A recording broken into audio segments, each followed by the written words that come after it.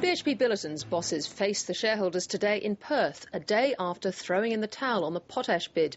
Despite 3 failed deals and nearly $900 million in costs, Chairman Jac Nasser said there were no regrets about the current acquisitions policy. Philip Lasker reports. There was shareholder concern because of deals that weren't done, but these protesters were angry about BHP deals that might get done, like Western Australia's planned Yeelirrie uranium mine. BHP claim to give guarantees that they can assure you what will happen with their uranium. It will simply disappear off the safeguards radar when it goes to Russia or China.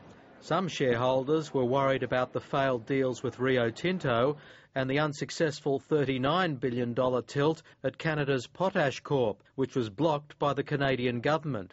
BHP is paying too much for Potash Corp versus buying back their own stock.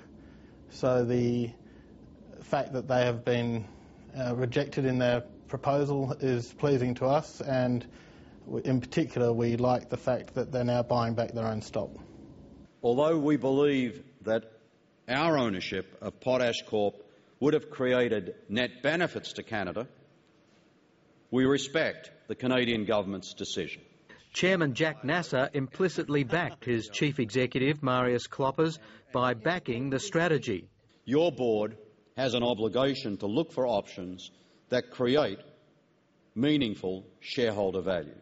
The man who's yet to deliver the big deal received a new pay package, one that was opposed by the Shareholders Association.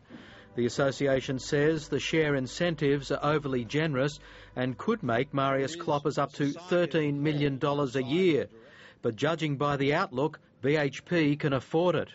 Emerging economies are growing at approximately 3 times the rate of the developed countries. BHP Billiton's growth, the raw materials that we supply, is leveraged to these higher growth rates. That means BHP will have an embarrassment of riches, and there's speculation the next target could be energy giant Woodside, with the biggest hurdle likely to be price. Some analysts say it won't come cheaply.